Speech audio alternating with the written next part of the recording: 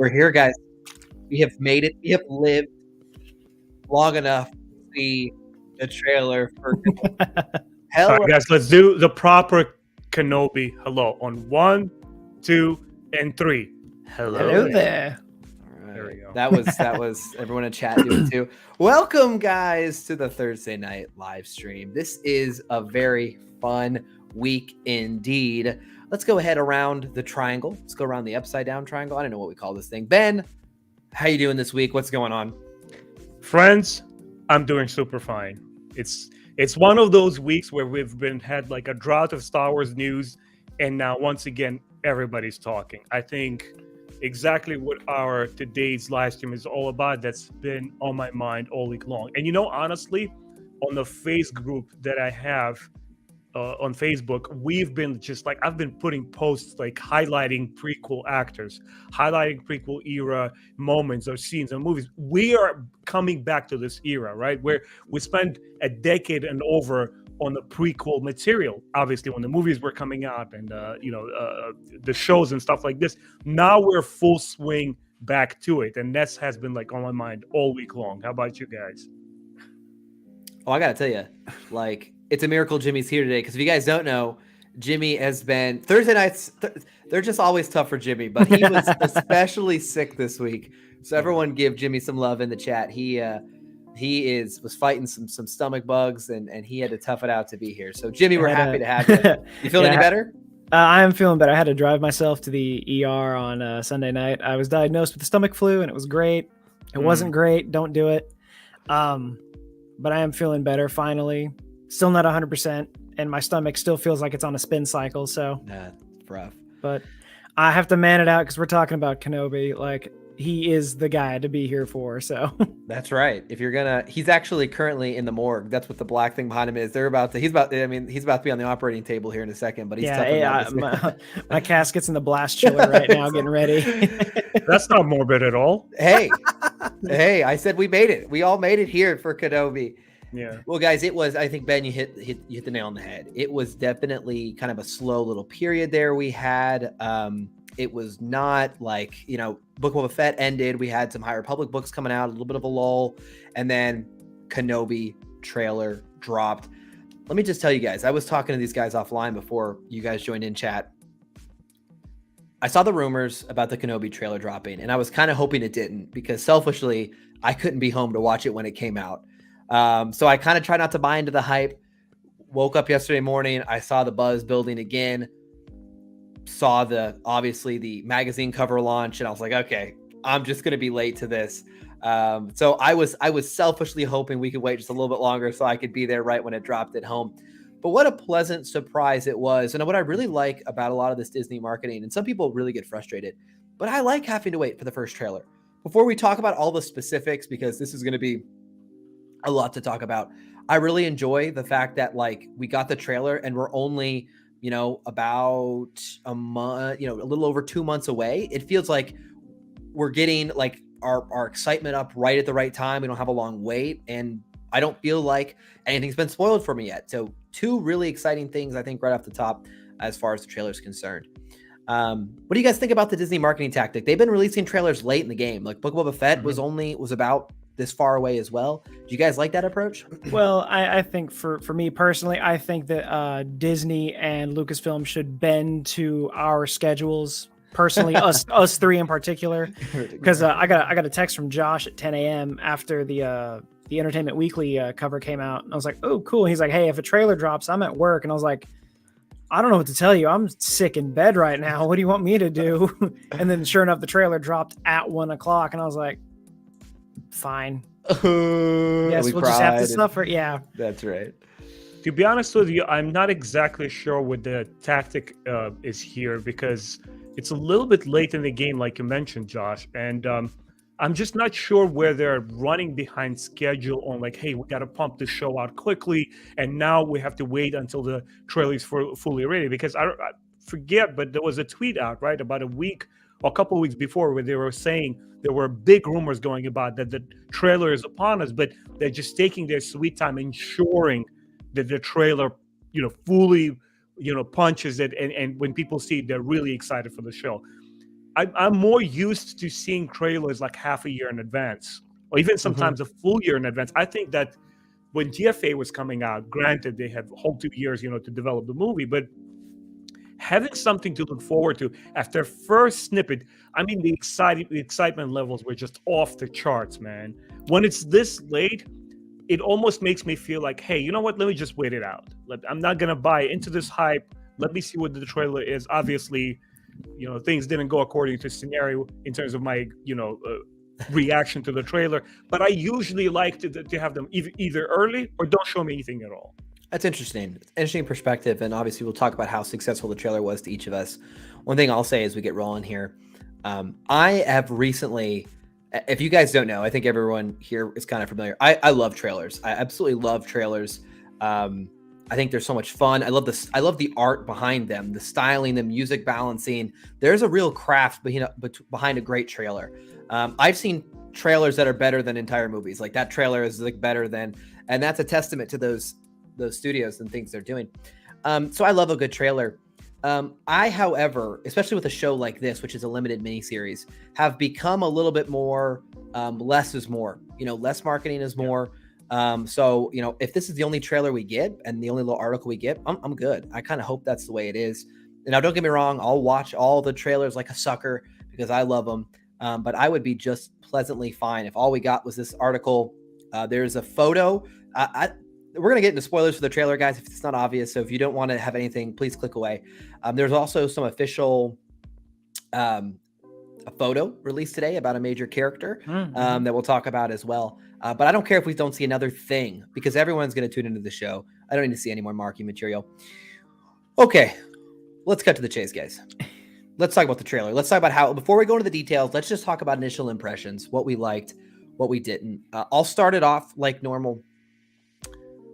I literally came home, for anyone who saw my reaction. When I filmed my reaction, I literally still had my work badge on, my shoes on. I didn't take anything. I put the Jedi hat on behind me. I sat down.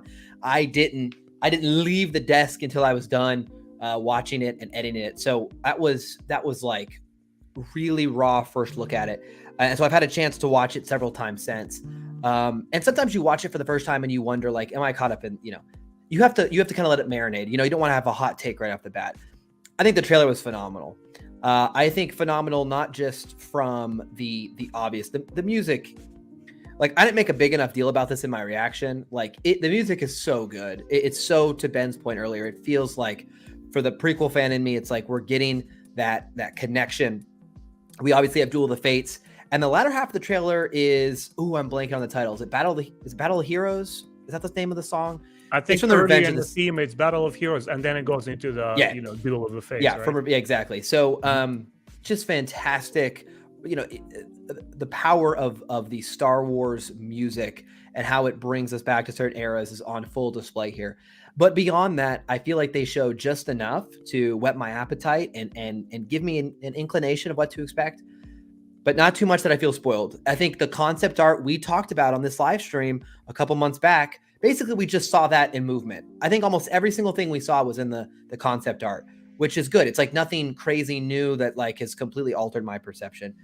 I'm really into it. They're calling it a teaser. I want to point that out. They're not calling this like trailer 1. I'm fairly certain, and I'll pull this up right now. It says teaser. It says teaser trailer. Okay. Mm-hmm. So that implies to me we're going to get another full-length trailer.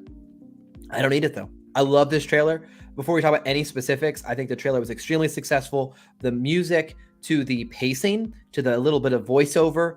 I also like, and I don't know if this is just me, like, I don't know if I'm like crazy here, but I felt like Kenobi didn't say a lot in the trailer, which I really liked. He had like his one intro line, which we'll dive into, and he didn't really do a lot of talking. It wasn't like chopped up lines of Kenobi being like, it was like Kenobi, a lot of looks of this older, weathered Ewan McGregor, and I just thought it was really, really well done.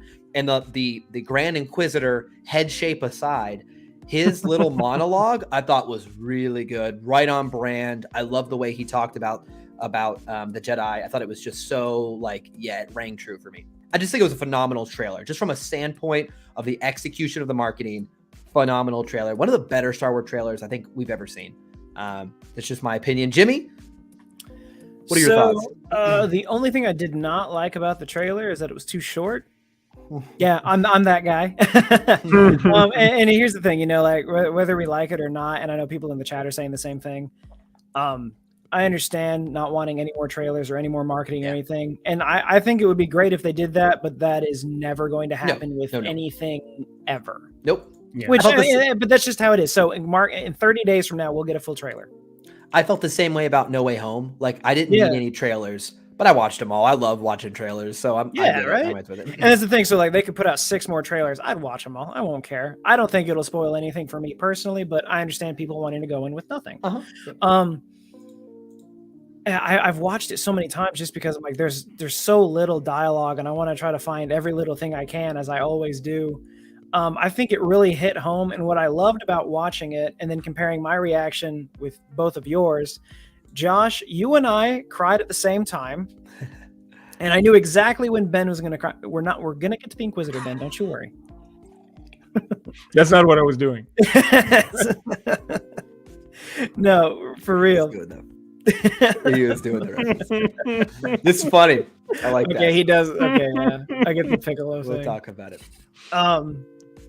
Instead of looking like Cell. Anyway, so You're talking about when you cried. You're talking about so that first line he's like, the fight is done. I was like, yeah, and he says we lost. I was just like, I choked up so hard. I was like, aw. That's like the most painful thing I could ever hear come from the most like positive person in Star Wars, being Kenobi. I don't know what he's talking about. The Republic won. I watched that movie. I know what you're talking about. I mean, it was okay, buddy. But then you talking about? I saw Ben's reaction, and I could see him getting choked up when Duel of the Fates started, and I was just like punching the air with. So good. We had Duel of the Fates, Battle of the Heroes, and Anakin's Dark Deeds playing in the same trailer. There's like, this is the thing that I loved about this trailer. Is like, that is the exact music choice I would use to make this trailer. So I think this was an easy knockout of the park. Because I'm like, those are exactly the songs you should use to give the audience the emotional attachment they need to the characters and to understand the trauma he just went through and what he has to deal with now. That is aimed at prequel fans 100%. Oh, that is totally. A prequel fan. This is for you. Because I feel like the show...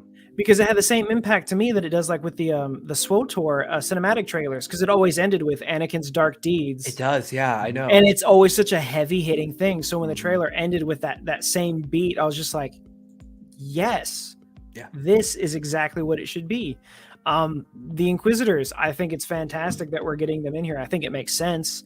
I've seen a lot of people complain about like, why are the Inquisitors in here when we know they appear later? Like, what's the suspense if we know? And I'm like, why does that always have to be the case? Why do we have to have a new character just for them to die here? Well, you know what happens. Why do we have to have like surprise or shock value when sometimes putting things up front in front of you amidst a good story, it's just equivalent as power. As Star Wars fans, we like who loves the prequel eras. I know who lives and who dies when I watch that. Yeah. I mean, we know better. Star Wars fans know better. This is what we're used to. Yeah. So, but yeah, overall, I'm beyond pleased. All right. I'm coming at this from 3 different angles at this trailer. Very, very briefly. The first one, I don't know about you guys. You were young when the prequels were coming out. I was there at Virgin Megastore buying the soundtrack to each one. I had the disc to each a prequel movie that was coming out because I adored the music. What John Williams created, it was just phenomenal, even back in the day for me. Second way I came into it was that watching this trailer, I had a preconceived biases because I've read the 2013 book by John Jackson Miller, right? Kenobi, which you guys know my thoughts are. I wasn't very too thrilled with that book. And the third one is that when I was studying animation, we all focused on making short films. Our thesis film was like 1 minute long, sometimes 2 minutes long.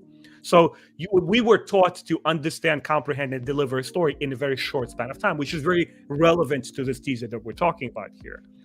And I said, when you guys, when we were texting each other, the trailer's out, let's watch it.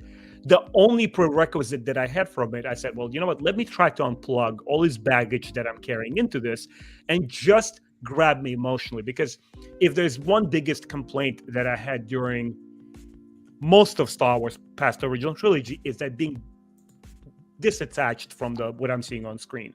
Like I wished I loved Rogue One even more so than I already did, but it just didn't have that emotional attachment. When I saw this trailer, you guys saw my reaction was 100% genuine. I did not expect that. I did not expect Duel of the Fates hit me that hard. I was like on the verge of tears, honestly. Oh, that's the I thing. surprised myself. Timeline doesn't show emotion. You know it was real. Dude, I surprised myself. I'm like, no way. And here is my analysis, like in the moment, because unlike you, Josh, I believe that my personal gut reaction, my first initial response is, even though like sometimes you have to come off of it and then analyze it and be logical about it, to me it's the truest reaction to something. That's what I go with. That's my my measuring stick. And they absolutely swept me away with the soundtrack, with hitting all the right notes. But at the same time, I'm looking at the visuals, and it's right on cue. It's fitting into this very formulaic, effective trailer, right? A couple of heavy lines, a couple of nice panoramic scenes, a couple of this, a couple of that. And I'm looking at this stuff, and I'm saying to myself, Ben, okay, so you're there. You're celebrating this trailer because it's making you feel hopeful.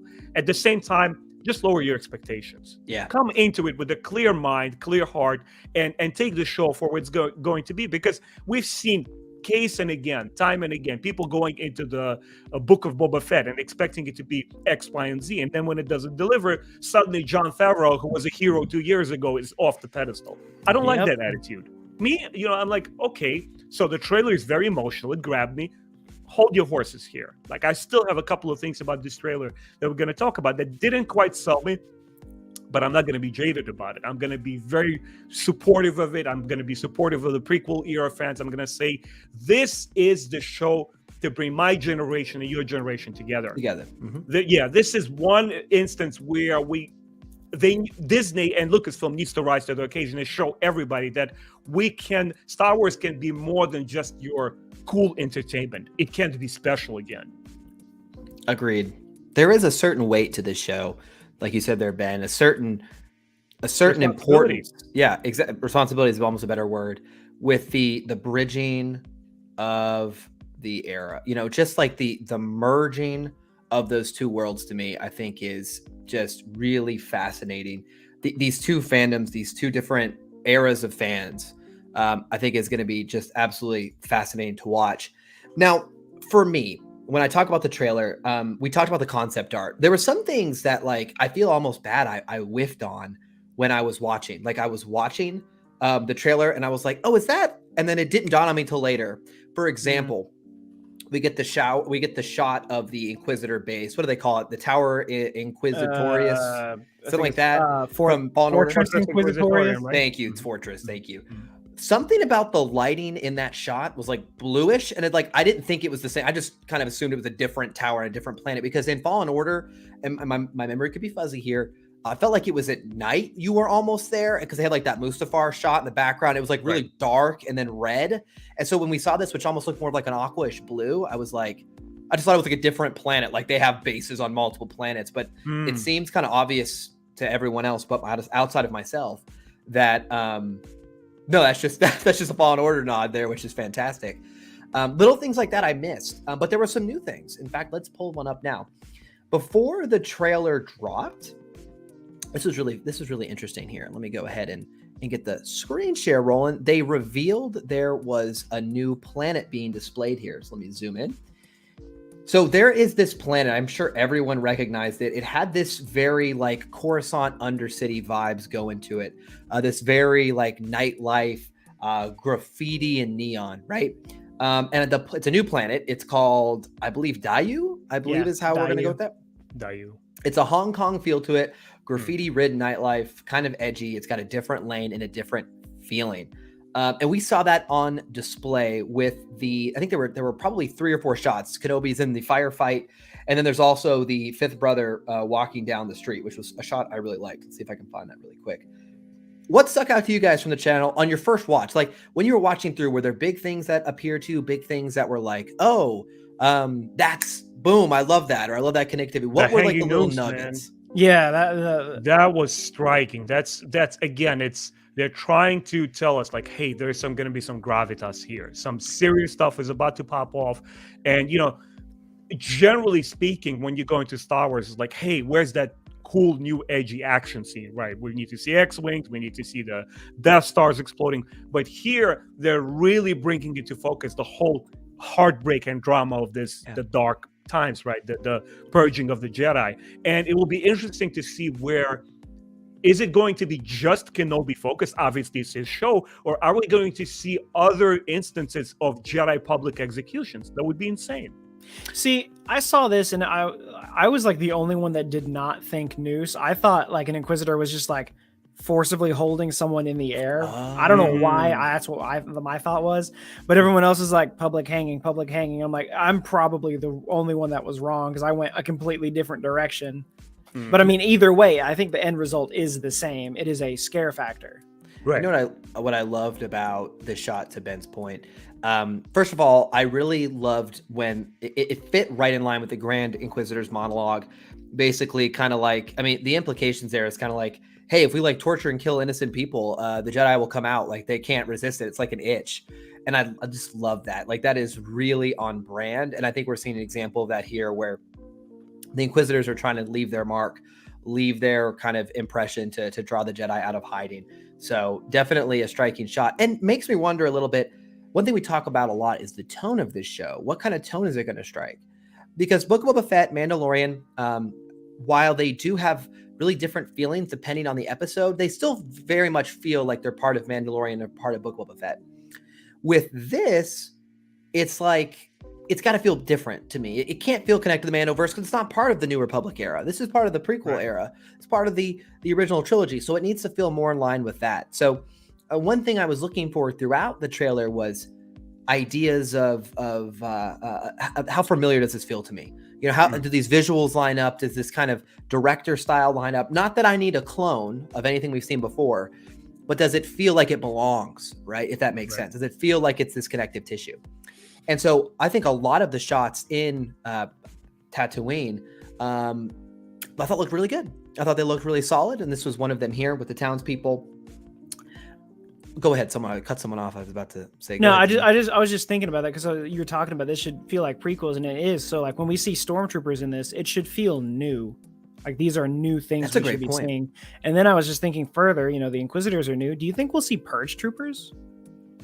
Ooh, possible. I have no idea. It's funny, circling just a little bit back to the early part of the first third of the trailer where we see Tatooine. It also, once again, it's like effectively merging the original trilogy and prequels. It's telling us there's that passage of time. Remember when we discussed the Bad Batch, how right from the first episode, it kind of like paid homage to the Clone Wars show, but it also was able to say goodbye and move on with something different. That's where I think we're going to be. We're going to be during these last stages of the Clone Wars. I wouldn't be surprised if we see a couple of flashbacks where perhaps both Anakin is there and Kenobi is younger. That perhaps a scene from the Clone Wars that we didn't get to see in Revenge of the Sith.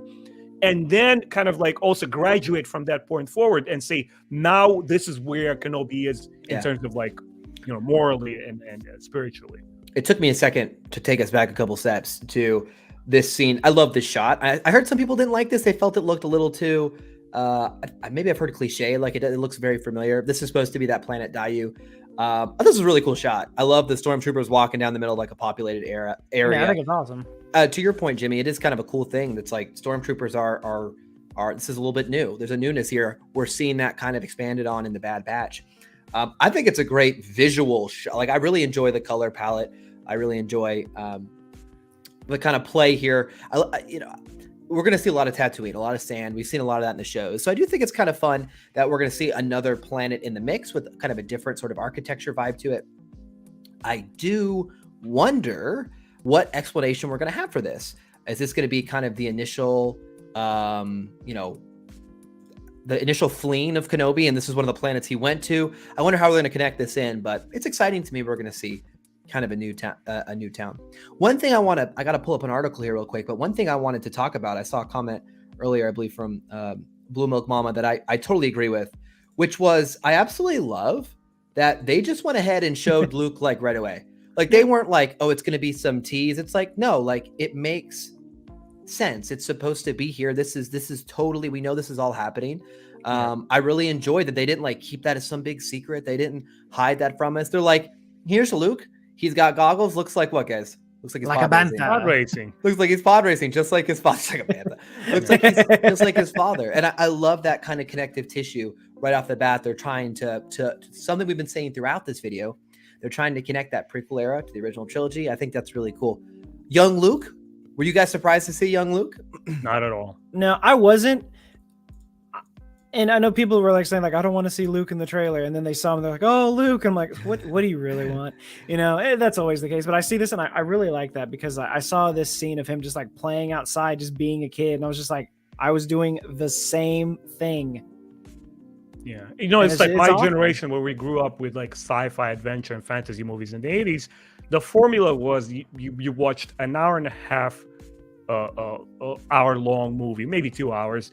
And you pretty much, when you sat in theaters, you knew what to expect, but the story still stayed with you afterwards, you know, and you discussed it with your boys in school and stuff like this, based on the strength of the story and characters. It didn't rely on like plot twists, surprises. Ooh, wait till you see, you know, till this part shows up. No, it was pretty. Look at Jurassic Park. It's a pretty straightforward film, but it's timeless.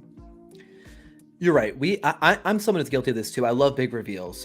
We've gotten big into, I'll make up my own word, reveal culture, where we love the big moment. You know, we love the big moment, like Spider-Man: No Way Home. We love the Luke season 2. We look for those moments almost to the story's detriment sometimes. You know, where we're just so dependent on seeing that. I love that this feels different. It's like, no, you know, young Luke is there. You know the story. This isn't Luke is there, and he's going to see him. Right. Yeah. So I like that they didn't even play around like it's some who's young Luke. It's just like, no, it's like this is young Luke. He's out being a kid and Kenobi's watching over him. Like, and I mean, honestly, like we could have full on dialogue scenes between Luke and Obi-Wan, or it could just be this scene of him seeing him from distance and all the conversation is between Obi-Wan and Owen and Beru. That could be it.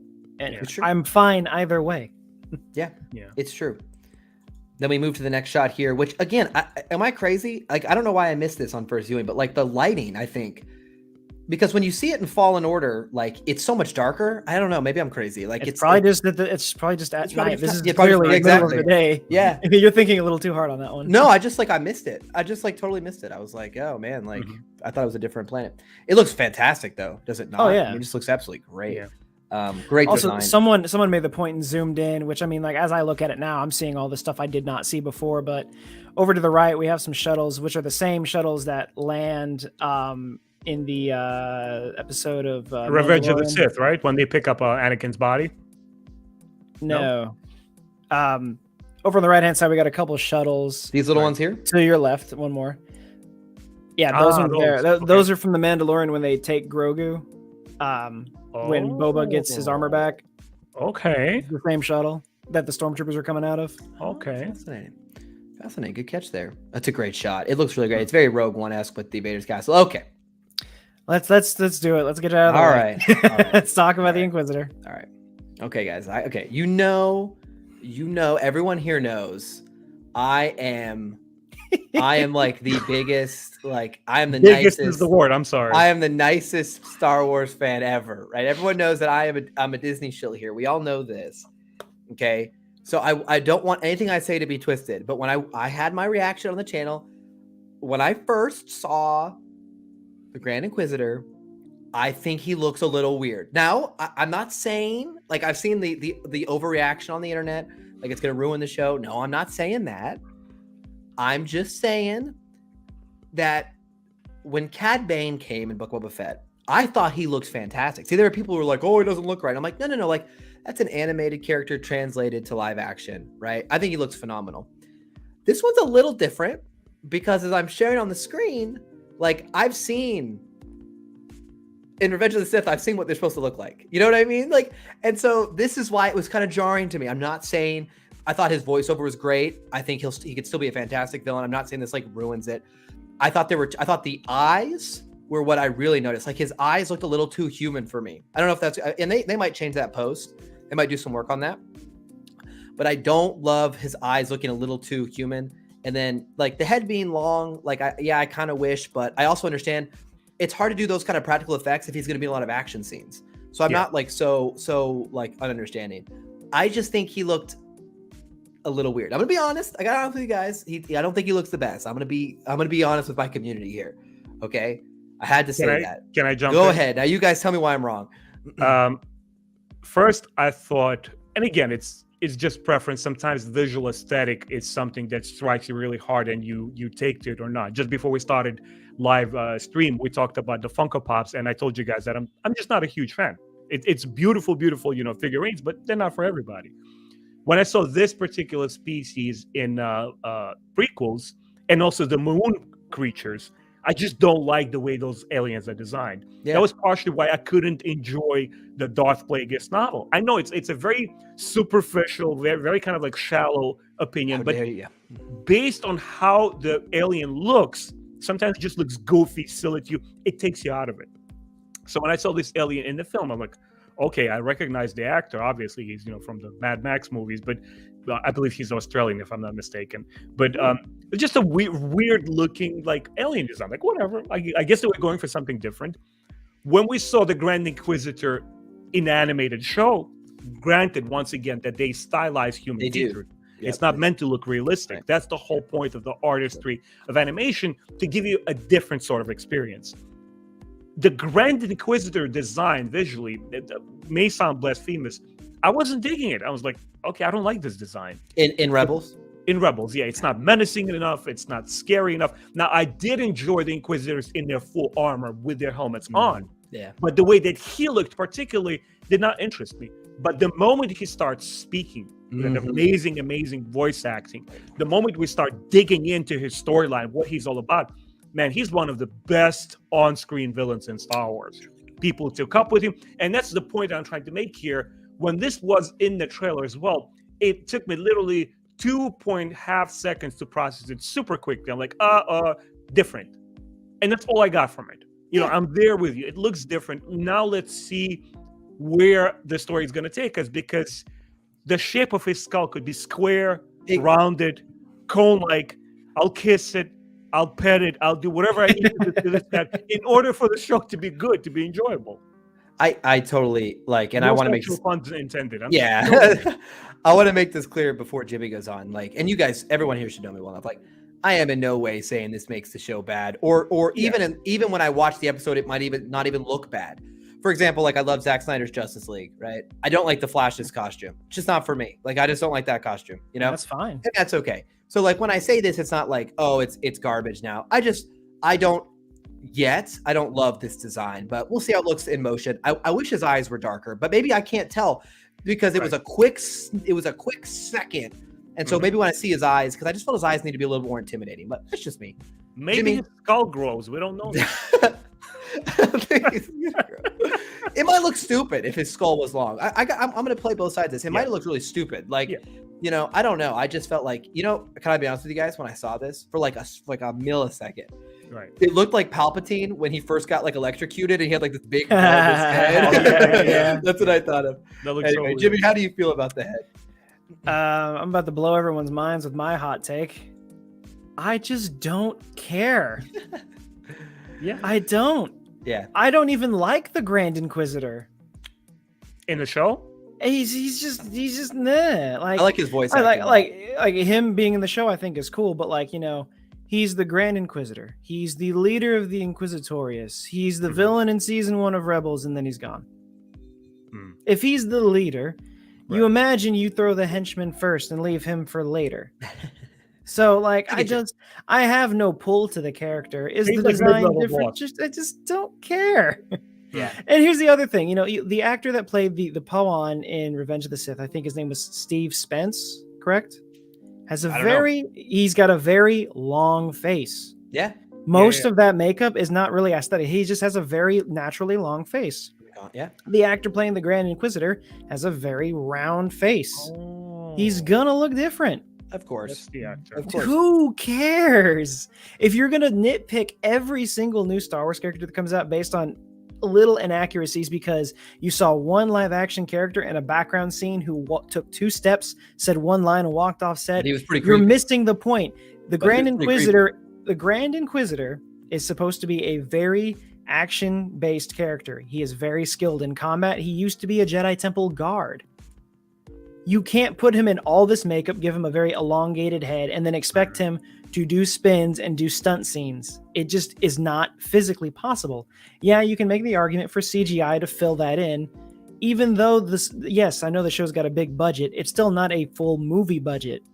You have to take all of this into consideration. I mean, Same even thing- the prosthetic. Sorry to cut you off. You're Even the prosthetic could have been sufficient, but I'm there with you. Maybe they just stylistically decide, yeah, this is enough. We don't need to overthink the shape and dimensions of his skull. I guess, like, from my perspective, why didn't they just cast an actual Padawan? You know what I mean? Like, Well, he needs to be physical. we don't have a problem if you just cast the actual species correctly.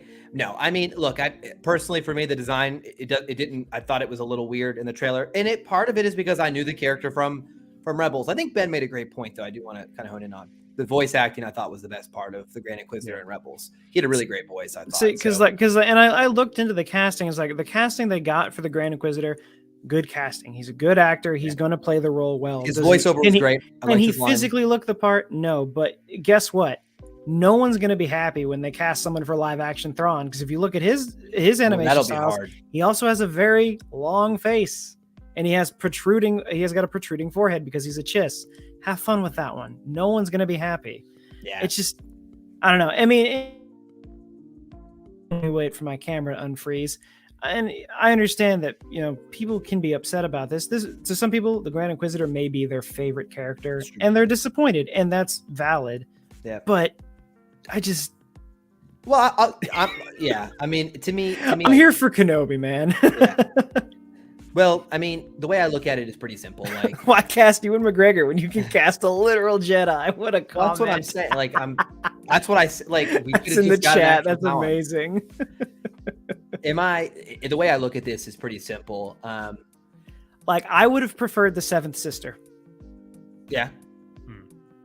Well, so there were four. This brings us to our kind of a next topic. To wrap up, as the only one here who said they didn't like the design, I could care if he's great. And again, like, I think a good example is, like, sometimes I don't like a superhero costume in a movie. Like, there's a lot of Christian Bale's Batman has a terrible bat costume. It's terrible. I don't care what anyone tries to tell me. I think it's a terrible costume. It squeezes his face in. I love those movies, right? Like, you could be unhappy with, like, oh, I don't like the way that thing looks on screen, but I like the character a lot. That's kind of how I look at this. Is that Did you like the Joe Schumacher one with? Yeah, I love that one. No, you leave Val Kilmer and George Clooney alone. Yeah, exactly. I love those. No, I just sometimes visually speaking, it doesn't ring true. What's more important to me about the Inquisitors that they get right, I think, is, for example, I thought I've referenced it a couple times. I really like when his voiceover, like when he was talking about the Jedi and their code is like an itch. I was like, that's right on brand. Like, yeah. This is nailing the heart of the character. So, like, if they get all that right and they did the spinning blade and they even followed the pattern where it starts off slow and kind of speeds up, then him looking him having kind of a big head will be no big deal for me. I will say one thing that I really appreciated about the spinning saber. The scene in the trailer where it does that, it's spinning very slow, but it almost looks very choppy. Yeah, and I love that. And I love that because in season 1 of Rebels, does look just like that. Yeah. Yeah, in season 1, when the blades were spinning, like, it almost looked like the frame rate of the animation dropped. Yeah. So I like the continuity there, whether if it's like supposed to be like that. See, here in this scene, he looks fine. Yeah. What's the problem? my only problem with him here is his eyes look too human, and that's it. Like, that's the only thing I'm gonna say. Like, and again, it doesn't like, you're seeing through the makeup, and you're seeing that it's a mask rather than that's what I'm saying. Like I think they could have done some colored contacts and really freaked me out. It's a very minor. Like, it doesn't matter. Like, the villain could be fantastic. Like, I just think his eyes look a little too human to me. That's it. I have a question for you guys. Go ahead. What's up? Both of you have seen Rebels show. Of course. How would you feel about the actual helicopter flight in this? That'll be hard to do, right? Would you like that? I won't mind it. I think it'd be cool. I'm here. I was thought a it was. fan, man. I remember the first time I saw it, I was like, "What the hell?" But like, It's so goofy. I mean, yeah. it doesn't bother me. I mean, No, like, no. of course, It's I look great. at it, I'm like, physically, this is not possible, but the Force is a thing. So I think it's okay. So I think it really fits Rebels, like the spinning helicopter. Like it's got like it I don't know. I like it. It fits really well in there, and I wouldn't mind seeing it here either. I never felt it was like ridiculous. I thought it was kind of fun. I always like when they threw it spinning and kind of got it back. I thought it was fun. Look, the thing about their sabers is like they're kind of a ridiculous design. Like let's call it what it is. It's a ridiculous design, but it's awesome. But it's awesome. I really think like the whole, because I know like aren't the Inquisitors supposed to be like Jedi that had fallen and they were like brainwashed into just being used by the Empire? Or I don't know if all are, but yes, I think in some cases. So I think so I think in this case, like they gave them a weapon that could be used to defeat Jedi, giving them like, this is a weapon that Jedi haven't seen it. They haven't seen it do this. So like, unless you're Obi-Wan with Grievous, it's probably how he's going to defeat them. He's like, I've seen this one before. But like in reality, like it's supposed to do that because it's supposed to be like, you can't beat this. You haven't fought this yet. It gives you the edge against a Jedi. Interesting idea. I love this shot, by the way. To be the this shot is a fantastic awesome. Shot. Yeah, it's an absolutely amazing shot from just a color palette perspective. I absolutely adore the way they have the blues come in with the very Empire black glossy floor. It's a fantastic shot. I really like this shot. And magenta is like basically accenting the black in the room. It's like very ominous atmosphere. Yeah, love this shot. It's probably my favorite in the trailer. I also love the way they have the seats, but I don't know. It's just so good. It's a great shot. It seems like we're going to get 4 Inquisitors. So we have Grand Inquisitor, fifth brother, which is with the hat here, right? And then we have the other 2, who I believe, the one, I don't know what species this is. It looks almost like Ty York. Yeah. What am I blanking on? It's the same one as Nibasek, right? Yeah, I'm totally blanking. Yeah, it is. I'm totally blanking on the species. Yeah, regardless, it looks. I want to talk about the the star of this trailer, the one that we see the most. Reva. Yeah, they gave her. She's new, is she not? Yeah, I think she's new. What are your thoughts about her, guys? I mean, I think she's great. Landed again. There was one shot in particular. Let me go here. I'm trying to find the one shot where she gets the single blade out. Is it toward the? Here it is. Right. Yeah, she like cuts off Owen. I think that's Owen. I don't know if that's him or not. Oh, cut too quick. She seems to be now. Okay, without getting too much into a side topic here, she seems to be maybe she's going to be the main one that Kenobi has conflicts with throughout the show. She's like, she might be the main adversary with the other ones playing more tertiary roles out on the outside. Because we see her in the most confrontation, unless she's just in this one scene and she dies. And then I thought she was in the whole thing because we see the most of her. I think she looks good. And she kind of reminds me of Seven Sister. Like it kind of has that same vibe. I didn't hear her talk, right?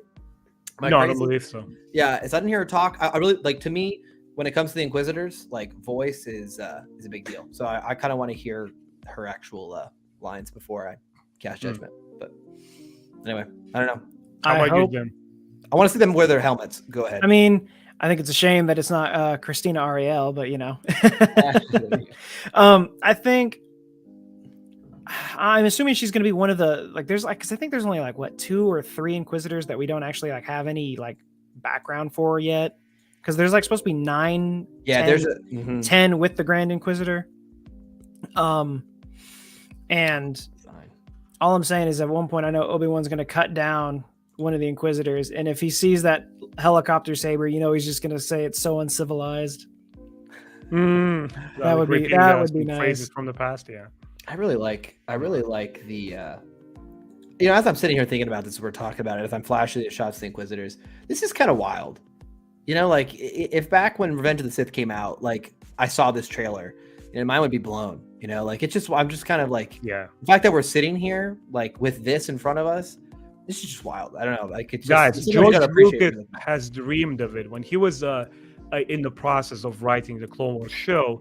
There were a couple of documentaries and discussions with him and filmed interviews where he talks about hey, my idea is I'm done with filming more Star Wars movies. I want to focus on the show now and reintroduce a new generation of kids, because I think that's for him was the main appeal, to cultivate these kind of themes in younger generation. and show the goodness that the good has always needs to prevail versus darkness.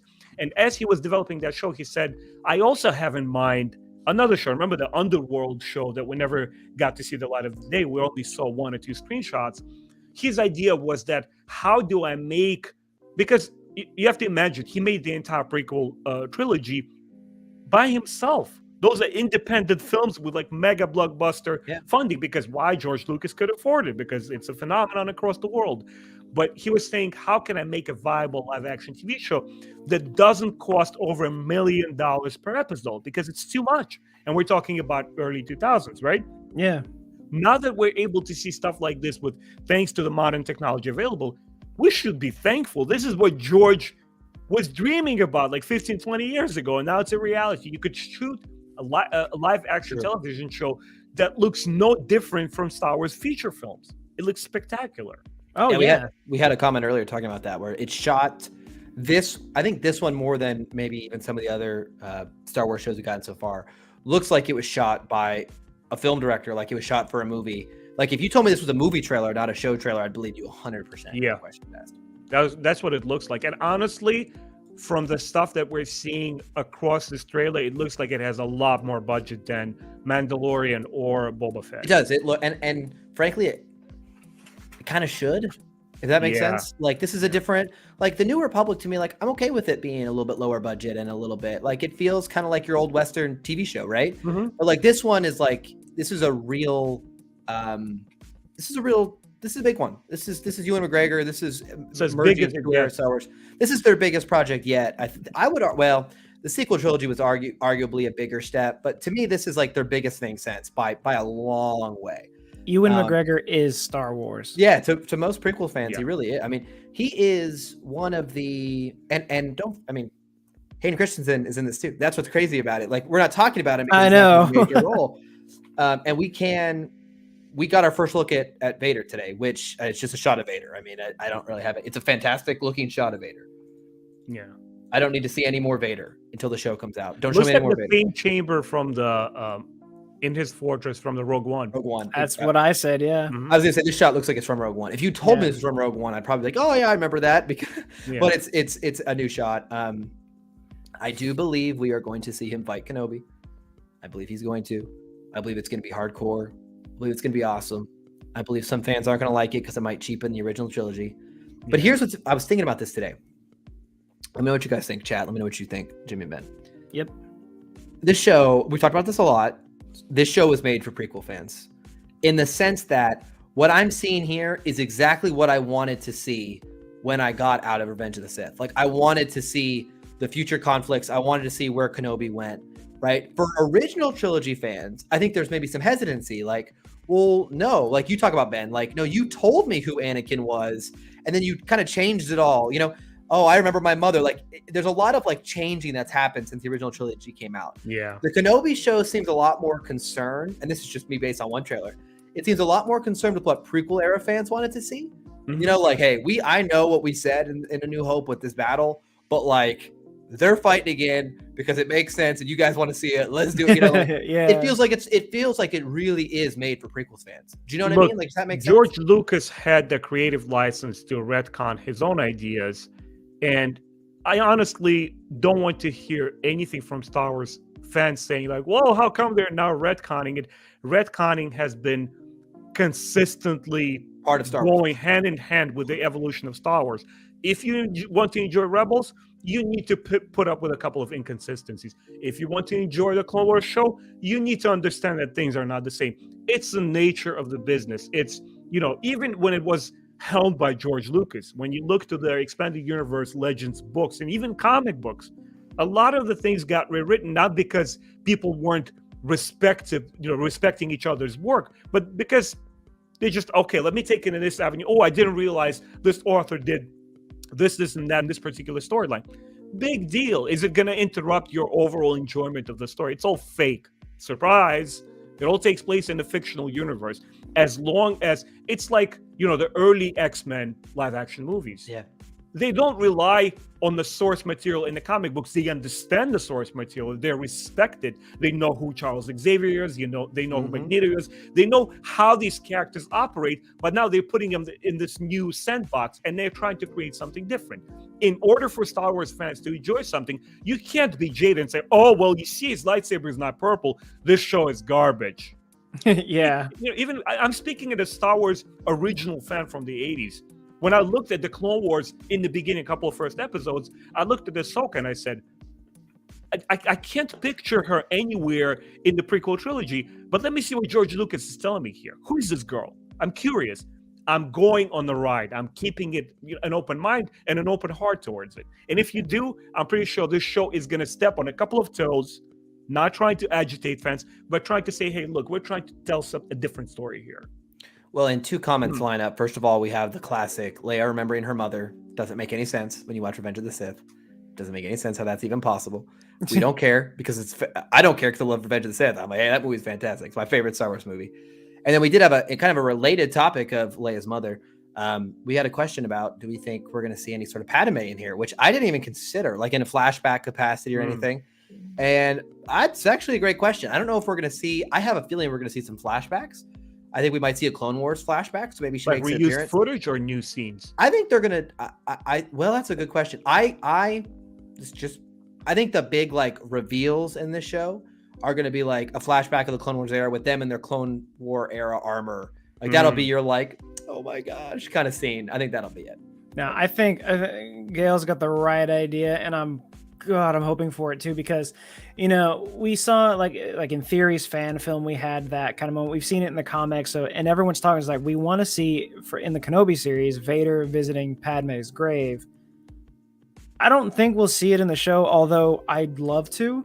That would hit hard. But if we get that Clone Wars flashback, because like I know there was also rumors that we're gonna have Rosario Dawson as Ahsoka for those flashbacks, and I mean, I wouldn't be opposed to seeing Clone Wars Padme with Clone Wars Anakin. And if we're not doing flashbacks, yes, bring Keira Knightley back as Sabe. Here's where I'm at with this.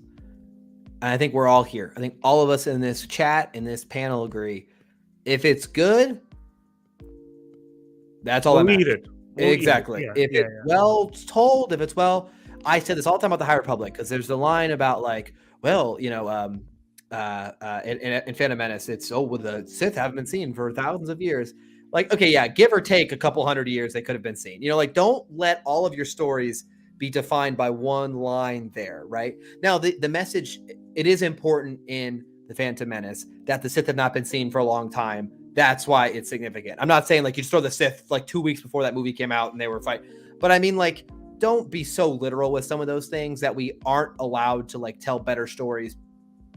You know what I mean? Like, allow us to be open. I think we all agree with that. If it's good, we'll eat it up. If you don't mind, I just want to plug this in real quick as well, just to be a devil's advocate and show kind of like an alternative side and speak to, once again, the original fans. Sometimes it's people are negligent and say, well, if it's just small, tiny things here and there, it doesn't matter. If the overall thing is good, then we're going to enjoy the show. Well, there's also an argument to be made that nuance is also very, very important. And sometimes we have to appreciate that for fans like myself, it didn't sit well with the whole Padme thing dying. And then, I'm dying of sadness and I'm not going to be there anymore, because I saw George Lucas being completely disillusioned with the way fans treated him, and he just wanted to wrap that story up very quickly. And it's a small thing, and when you look at it, right, coming from your angle, say like, oh Ben, it's nothing major, it's just there, and kind of like, let's buy it. That's what George Lucas is telling us. He is the creator. But I think it's also to be appreciated that for a lot of people it was a very pivotal moment. Why? Because another small scene in Return of the Jedi where Luke talks to Leia is where I have my most attachments to Star Wars, is where I come into it. It's like, hey, they need to get it right. So we can say like, hey, we can keep an open mind and open heart, but we can also understand people that are very impulsive and are very passionate about their reaction to something. No, and you're making great points, Ben. I should never dismiss other people if they're disappointed about, hey, that line meant, these little things that are little to you were actually important to me. So that's a great point. Yeah. It's a good point to keep in mind. We got this great comment here. They definitely brought in Hayden for flashbacks because why else have him? It's a great point. Like, I seriously doubt he was only in there for the armor. Jimmy, go ahead. To that point, I would believe it either way. I mean, obviously we are getting flashbacks. We've already known that, but I wouldn't be surprised. We're like, hey, do you want to be Vader? And he said yes, because he even told George during Revenge of the Sith, he's like, I want to be in the suit. And they're like, you're not tall enough. He's like, put me in the suit. They might have him. And they did. And George was like, this was a good idea. Yeah. And so, and I shared a thing of it earlier, like all the promo shots of him during Revenge of the Sith getting suited up for Vader. So like, totally, they just like, definitely. And this is a good point as well. I was going to say the only other reason would be that we might get some behind the mask shots, whether, you could do a lot of different ways. There could be a breaking of the mask similar to Rebels. I don't know if we'll get that same kind of shot again, or it could be like, there's a lot of options here. I think this is actually a great question before we move on, because I want to talk about something else big Kenobi that we haven't even got into yet. It says, will James Earl Jones be voicing Vader? I have not heard an official confirmation on this yet. Is anyone else? No, I've been thinking the same thing. I haven't heard a confirmation yet. No, I almost don't want to hear it because, I mean, obviously everybody reveres, it's James the character. Jones, but he's 90, and in Rogue One, it didn't sound right. It didn't have that same bite to it, Well, given what they did for Luke, apparently they can just remake the voice. Oh, that's true. Didn't think of that. They could just remake. I've been thinking about that. I almost would not want that because we've had so many other actors that have played Vader in Force Unleashed voice actor was excellent. Yeah, like all the games, the TV series. The Force Unleashed. You have a big variety of voice actors that play Vader. Just choose one of them. Like, they're always gonna be the diehard fans who are like, that's not Vader, but he's getting old. And I mean, like, the only reason Matt Sloan, that would work. The only reason, a couple people in chat saying that, the only reason I'd be cool with the voice remake is if like that's what James Earl Jones wanted them to do. Like, they approached him and he was like, hey, could you guys just like do that thing you did with Luke, and he was like, he thought it was cool, because like I'm imagining, let's say like I had an iconic voice role like for a character, and like I was synonymous with that character, and the studio approached me and they're like, hey Josh, we want you to voice Super Death Vader 65, and I'm like, guys, I don't have it anymore, but like I want to be part of that character. Could you use your deep fake amazing technology and just use my voice like the old days? I'm not saying I'd ever say that, but let's pretend I did. Like, then I'd be cool with it if that's what he wanted and they could do it. If it's good, I don't want it to be like, I mean, because like I know when James was like in his late 70s, he was still doing like plays on Broadway, and I was just like he's like, you got to really project for that stuff. So like he's got the range to do it, but like you got to think at 91, you got to make sure he's like sitting somewhere comfortable to say these lines. I saw this shot that I really loved. He is a treasure. That's a good one. Someone put these Star Wars Legacy. I like it. He put these two shots from the show next to it, and it's like, it looks really dope. I really like that. I like that a lot. It's really cool. That's really still good in him, right? That little shaft of light hitting him. Pain, Ben, don't do that to me.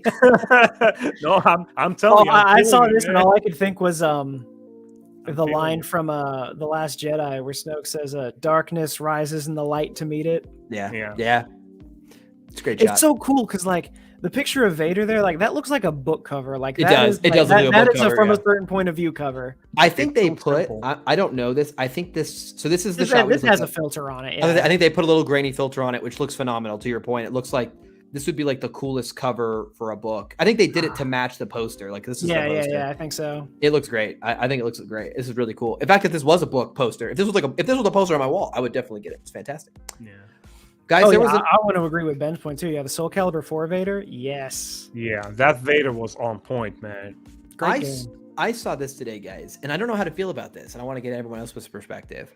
So this was from Star Wars Stuff. There was a quote out of one of the interviews they've been doing at the beginning parts of the press tour. This is from Kathleen Kennedy. It says, a second season for Obi-Wan Kenobi is certainly something we have talked about, says Kathleen Kennedy. Everybody involved would love to see this not end. And my first reaction, I tweeted it out, was like, I don't know if I'm excited for this or not, because part of me was like, I wanted this to be like special, like a Ewan McGregor return and this kind of like standalone thing. And I worry, my initial thought was, I'm worried that if they want to make multiple seasons, they'll like because sometimes we all know this happens, like shows we love, like they'll add like story arcs and stuff just to make it keep going. And you're like, okay, like now you've kind of made it worse. And so that was kind of my initial fear, was like, oh, I don't want them to just like find reasons to keep the show going. Right. But then I thought about it. If it's only like 3 or 4 episodes and there's like 4 episodes every couple years, that could still be pretty phenomenal and would be almost like movies, like a 2 or 3 part movie series spread out over years. So I could see a way they could execute this really well. But I don't know. That's all I'll say. We got to see the show first. But this is interesting to me. And if Ewan McGregor's back on board, then that does lead me to believe it's probably the vision's good. If he's on board, I believe the vision's good, because I don't believe he would have returned to the character unless he strongly believed he could make a good impression. What do you guys think about extra seasons of Kenobi? Andor has 3 seasons. I don't want season 2 of Kenobi right now. That's a good point. If you like, you see the problem there? Yeah. Like now, of course, this might just be talks that everyone has. Like there's always probably going to be these talks. But I mean, I think specifically with this one, they say it's a limited series. Let's keep it that way. Plus, I know we're still going back and forth on whether or not it's 4 or 6 episodes. My only thought, yeah, exactly. My only thought is like, if the 4 episodes are like, if the show is like a really slow burn and the first 4 episodes take place over like 3 or 4 days, and it feels oh, and so like the next season's like, it's like a couple of weeks take place over years for the audience. It's like, this is like a, you know what I mean? Like maybe they did something interesting like that. And it's like, oh, like these are like, big moments that happen in like these 4 chunks. And then we wait years, then we find the next, that could be kind of, I don't know. Maybe like, I don't think it's going to happen. I think this is just a quote she gave, Did you guys see I think the IMDb page has been updated for the show. I think they are listing like the directorial credits for 6 episodes now. Okay, cool. So it's 6 episodes, which is surprising to me. I thought it was going to be 4. I thought it was 4 as well. My thoughts on this are, it's basically a pre-marketing campaign. Look, there's no illusions about it. If it's extremely successful, which I hope it is, it will be. There is season 2 coming. Hayden Christensen is going to say, yes, please. Ewan McGregor is going to say, yes, please, twice. So cool to have him back. Times 15. And Kathleen Kennedy is going to be like, hey, guys, season 2 is coming. Because let's not forget the business aspect of it. It was there around George Lucas's time. It was around Charlie Chaplin's time. Entertainment is about getting that revenue. There's nothing bad about it. Or all art needs to sell. It's good for us because we get to celebrate these beautiful stories and put the next Star Wars figure on the shelf, right? For them, it's good because actors are getting paid and they're given more opportunity to make these shows. I sound like a Disney show. Let me tell you something, guys. I want 5 seasons of Kenobi because I do believe that in capable hands, you could have either 10 seasons like Walking Dead, which started losing steam, arguably 4th or 5th season, or you could have something like a Stranger Things, which for 3 seasons in a row, it's kicking butt, man. They're saying, okay, so where do we go next with the show? Obviously, we need to extend it. Obviously, there's demand for it. But I strongly believe that you could sit down and really plan it out and say, you know what, let's not rush it. Let's wait for that new eureka, that new idea, something inspired, and say, we told this part of Kenobi's life. Maybe there's something else out there. That's good. It could do time jumps. It could be like a year later. It's this moment. Yeah. Almost like periods of his life. I'm always greedy. Give me like 5, 6. Well, the way I look at it is like there's always the fear of like shows. I think of shows like Dexter, which I think got progressively worse as it went on, to where it felt like they just needed things to keep doing, and it feels like that the more stories they told, the less it felt right, and then by the end you're like, man, it comes a bitter taste in my mouth. Like I love those first couple seasons, but by the end it's like, what even is this show? I mean, I don't watch The Walking Dead, but I've heard from fans of that show that now that's like on season 85 that people are like, oh my gosh, I wish that show would have just ended. That's not going to happen here, but there's always that delicate balance of telling a really good story. And Dexter also ended. It's on the final season that should not have been there. They pulled it out of there. And that's why they have the new season out right now, because they were like, oops, my bad. Yep. Yeah. So I think I'd be fine with just the 1 season. If it's open, it needs a 2nd season, I'll take it. But I'm really just excited for not a real fan. One, the show. All right, thanks, buddy. But I'm really excited for what's going to follow. I'm so excited to hear the interviews that everyone's trying. Everyone's got these questions, and we're waiting for the answers and the behind the scenes of it being made.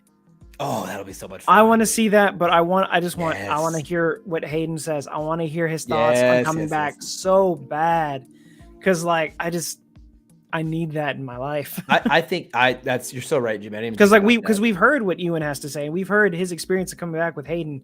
Yeah. What does Hayden think? Here's kind of my feelings, and we'll move on to a kind of fun topic. I don't know if anyone's seen. I think this is kind of a cool little story I'm about to share with you guys.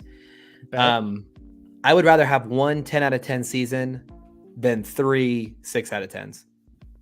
Oh yeah, that's kind of how I look at it. I'd rather have quality over quantity with this specific character, especially. And so I think that's what I'm hoping for. But hey, it could be 3 10 out of 10s, and then I'll be like, that's the best thing Star Wars ever done. I hope so. I'm very excited. First trailer was phenomenal. I absolutely loved it. As I said before, as I opened with, and I'll kind of close with this, I don't need to see another piece of material. I definitely will. But if I didn't, let's say tomorrow they never release another bit of content, they got me hooked. They got me totally hooked. I was before. This made me feel a little more confident even than I did before, because I looked at a lot of shots and a lot of the music choice. I'm going to keep bringing it up, but I absolutely adore it. It's like, okay, like I feel like these showrunners definitely get it in just what I've seen. I'm on board. Like no concerns here. Let's get going. So 76 days, guys. 76 days away. This is going to be huge. Yeah. Absolutely huge. Okay. A little interesting story that popped up in my feed. Look at his head. No, I'm just kidding. Not again. Yeah. So this little interesting tidbit. So I'm in my feed. Do they pronounce this? I apologize. Is this Steely Wars podcast? Anyone know how they pronounce it? I think it's Steel. Is it Steel? Yeah. Okay, I apologize, guys. I don't know. They were doing a chat with some of the folks involved with the Bad Batch and the Doom Patrol, and they do composing, and they worked on the Bad Batch specifically, and they were having a chat with them about some of the music and related to Star Wars, etc. And in that little interview they did, she made a note that they are working on a new Star Wars animation series with the full orchestra. And so it's like, wait a second here. Like, is she talking about Bad Batch season 2? Or is she possibly talking about, and credit to Villanueva? That's the last name of the dude who did Dune, right? Anyway. Yeah, I think so. That Tales of the Jedi material that we saw hidden, like I've been thinking for a long time, that's an animated show that we're gonna get, and I think that to hear one of the composers saying like, yeah, we're working on another Star Wars animated show right now, and she didn't say Bad Batch season 2, which we all know is there. So if she would have said, I'm working on Bad Batch season 2, like everyone knows it. Like the voice actors were tweeting pictures behind the scenes months ago. So the fact that she said we're working on a new Star Wars project that's full animated, I think that might be it. I don't know. Just a little fun story I saw there. So anyway. Man, it's like it's everything post 2012 is like a New Testament, and this is the Genesis. It's like it needs to be immaculate. The tree needs to be right over here. The apple needs to be this size. You know what I'm saying? Like it needs to be. I'm not saying, I never understood. I told you guys before, right? 13 plus years managing a comic book store. I never understood the sentiment of having your favorite comic book story verbatim transplanted on screen. I never understood that. You do want something fresh. But if they do this, just core-wise, if they get the ideas right, and all the new bells and whistles that they add to it also hold true to Star Wars. And that's all it needs to be. I believe it can't be like that failed, Thundercats show that never got made. It's like, by the way, we're gonna do this here off the tangent. It's like a little bit more respect. I believe this will get me. I believe this is a real show, 100%. Yeah, I believe this is real. I have Go ahead. No idea. I really don't. And I mean, I don't know if I'm this. Skeptical. I don't know if it's an animated show that she's referring to specifically. I'll say, but I do believe there's a Tale of the Jedi show. I believe it, because that box material to me was so weird in the sense that like the rest of the box has like Willow and Visions and the Bad Batch. Like it's if you made a fake box, I don't know why you would have done it the way they did. And some of the sources I saw leaking it also have leaked stuff like the High Republic game was coming, then we got Eclipse. So like I just feel like there's a little credibility here. I don't know. Like I don't know. I just think the show is going to come out one day. I've heard, like I've talked about in the past, when you hear a lot of like rumors about shows in development, typically there's some fire there. Where there's smoke, there's fire. Maybe not this exact thing, but I do believe. But has this folder been confirmed as the actual picture? It's not phony. It's not fake. I don't. That's actually a good question. I think I have seen it around enough that I honestly don't know if I'm just brainwashed to it and I just believe it at face value. Okay. But I do believe there's that shows in the works. But that's just me. Just kind of interesting thing I saw like right before we went live here. I know you like to poke. It's like Ben, look, Ben. Ben. Maybe. Hopefully. Maybe so. One other thing this week, guys. Let me see if I can. I think I might already have this up here. Yes. Yes. Everyone here, I don't know who isn't excited about this at this point. Like Lego Star Wars. This is I'm excited for that. This is like, come on, like this is bigger than Kenobi. No, I'm just kidding. All we needed to hear is open world and moving across planets. That's all I needed to hear. Oh, I didn't realize the Star Wars site just had this like off of YouTube. So they showed us some video today of them building the Galaxy Ben. Did you have a chance to watch this video? Yes. What did they talk about in this video? I haven't watched it yet. I just have seen some clips of it. So I didn't see the full thing through, but from what I said there, they did mention that they expanded the levels immensely. It's almost similar to that Disney Worlds. What was it called? Where they have like Star Wars sets in the Disney Infinity, where you had like each planet was like a set large open hub place, and you moved to a different planet. Here they expanded the planets even more, and you could freely fly between different planets. That's like Mass Effect. There's actually planets and a galaxy map out there. And they mentioned something about a mission starting on one planet, which will actually have you go to a different planet, which I'm super excited about. That's what Mass Effect fans have been always asking about. Like, hey, can we actually fly to a different planet and like pilot our own little ship? That's what we get to do here. These shots, just as you've been talking, Ben, like some of these shots look phenomenal. Like it's obvious that this game's come a long way since the first time we got to play through these. We're obviously looking at Jabba's palace here. These shots look really good. Did you see the action footage? Oh, that we just saw in the background? Yeah. In general, like when you see the action as well, they completely reworked it. Like they added a whole new mechanics on it. There's like chasing. Exactly. A lot of it looks like set action pieces now, which I can't wait for this. It looks really good. We've been waiting a long time for this, guys. How long has it been delayed? Oh my gosh. Right? Almost a year, right? Over a year, actually. Maybe more. Yeah, maybe more. Yeah. And here you go, Ben. I think that's what you're talking about now with the galaxy map. Yeah. This is the star map. It's like, I'm looking at it. It gives me like those straight Mass Effect vibes. And I'm pretty sure it's going to be multiplayer, right? Oh, it has to be. I think so. It's like an iconic part. We got to jump on it, boys. It's like Lego games have to record it and just... Oh, that's a good point. We should. We absolutely should. And I hope they bring back that feature where you get to customize your character, where I'm sure people will start doing the Legends characters a lot. Oh, character customize? Oh, dude. Yeah, where you get to put like the different pieces together, different clothing.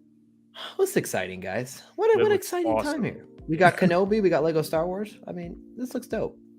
Oh, it looks so good. It's literally 2000. Look at this. Look at Tatooine. Not Tatooine. Yavin 4 Moon. Oh, man. That's so cool. It looks cool. Yeah. I'm excited. They just keep finding ways to make me enjoy Bespin. So good. It looks so good. I'm very excited about this. Did you touch the Disney Infinity one? I never have. No, I did not know. That's really good. Like I have the whole set. It forced you to buy like 3 different expansion sets just to get all the Star Wars figurines, all those characters in the games. But you get the prequel era across all 3 films. You get the original trilogy, and you get the sequels. It's like looks semi like Lego, but a little bit more realistic. It does. They did some, yeah. Oh wow! Look at this shot. Whoa. Yeah, man. I think there's going to be a whole revamped vehicular control. That looks really cool. Yeah. I'm very excited, guys. This is exciting stuff. What year did you say it was, Jimmy? 2005. That's right, 2005 all over again. Isn't that funny how life seems like when did the original Lego game come out? I think it was after 2005 because it was the original. It was the prequel trilogy. I'm googling. No, I'm curious now. That's PlayStation 2 days. Yeah, it was PlayStation 2. 1990. No, it can't be 19. That can't be right. No. It had to be like 2006 or 7, I imagine. Yeah.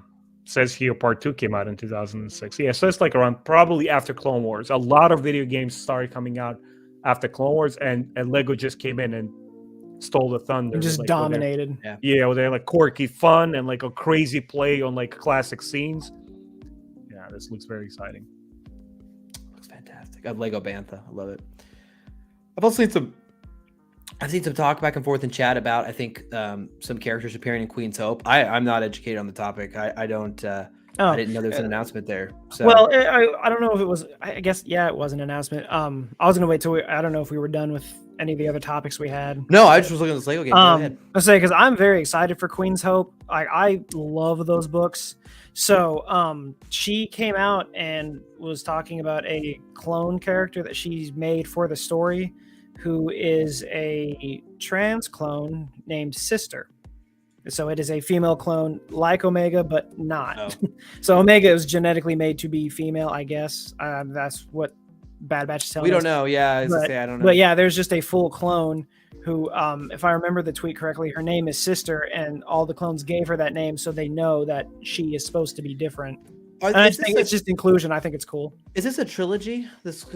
Queen's Hope is the third in the Queen series. So it's the third one is what I was trying to say. Yeah, did they explain why they couldn't clone her into what she was supposed to be? Was it some kind of like an error in the way that she was bred up, or? I'm gonna assume that it's just. They might explore it. I was gonna say I'm gonna wait for the book to explain. I'd like to think it's just for inclusion purposes. A clone that decided they wanted to change. So, okay. So it's a clone that was already out there. So we're talking about an adult, like the one that serves in the military, or Omega's age. An actual full adult in armor. Oh, full adult. Okay. Kind of makes sense. There's a lot of different, like the clones all seem to kind of take different. My only concern is when they touch on sensitive subjects where they want to, include all the fans. Just do it properly. Just give the character a full voice, make them part of the story. The only thing that irks me a little bit, I think we spoke about it briefly, the two Tarek and Sarek brothers in the High Republic comics books. And once again, if you mention something, make it part of the story. That's the only thing. I don't care what you're talking about. Do it right. Yeah, it makes sense. Oh my gosh, guys, I'm tired. Like this has been a wild week. I think as we sit here wrapping up, our week of Star Wars. Looking at what we have here as we talk about awesome trailers and new Lego games. Like it's wild. Some of the stuff we have been able to see in this universe. It's just like you never thought you'd be here to see it. It's just cool to take a step back and be like, we made it. Like this is cool. It's a great time to be a fan. It's a great time to be, it's easy. We talk about it on this channel, but it's easy to get like really focused in on negativity and stuff. But it's just really cool. We're able to sit here. We've got, we just talked about a book people are excited for that I'm not reading, but others are reading and are excited for. And Jimmy's reading them. So it comes out in April, I think. Okay. And the chat's reading them and people are having a good time there. We got games and movies I'm excited for. There's something for everyone right now. That's really exciting. It's a cool place to be. We said it last year, 2022 is going to be a great year to be a Star Wars fan for everyone because they're touching everything. And it's okay to be a little bit greedy and say like, hey, Obi-Wan Kenobi is not here yet, but I hope it's so good that we get a season 2, That's a great point. Yeah, you're right, Ben. I hope it is so good that we demand a season 2. Mm-hmm. Kind of like, there are times like as we're wrapping up here, like it's always great when something's so good that like you have to have a sequel. That's a great problem to have. I hope that's the problem we have. That's a great way of putting it. It's a great problem to have. Oh, it's a great problem to have. Yeah. Anything else this week, guys? As we're wrapping up here, any other Star Wars tidbits? I know the Crimson Reign issue 3 came out. Okay. Haven't gotten to read that yet. I'm not caught up. It'll be a while. I'm falling behind on everything. I know we got the first issue of the new Han Solo and Chewbacca comic. I don't know what it's supposed to be about, but I am excited for it. And I know we're just counting down the days now till the Kenobi show and the new Obi-Wan comic. Which that comes out. I think for our next week, guys, we'll talk about this more off screen, but I think it'll be a very interesting topic of discussion of how we feel that the future books on Kenobi and Anakin will potentially tie in the new canon literature into this show. I do wonder that as well. Yeah. I wonder that as well. Because I know I don't know if it's recent comics or if it was older comics that aren't canon. I don't actually know. All the conversations used to be between Owen and Kenobi are just always arguments because like Owen does not like him. So I want to see that. Yeah, he really doesn't.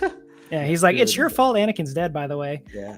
He's like, oh, okay, or thanks. that particular medium where if you have complaints about the show that it doesn't spend enough time on a particular scene, then you go to the route of the comic books and books where they get to expand on the scene, expand on what the characters are going through, and just give you that added bonus.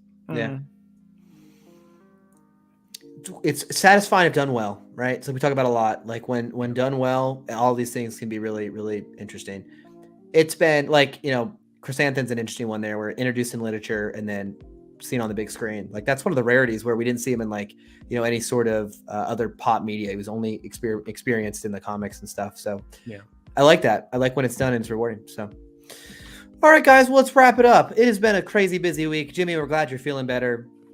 Partially. Ben, as always, we love having you on here to get your opinions on here. And to everyone in chat, thank you guys for interacting. It was a nice full crowd today. Everyone was really engaged, having a lot of fun with us on this Thursday night. Thanks, guys. It's been real cool. It's been cool. It's been a cool week in Star Wars. So until next time, guys, we'll talk again very soon. Thanks, guys.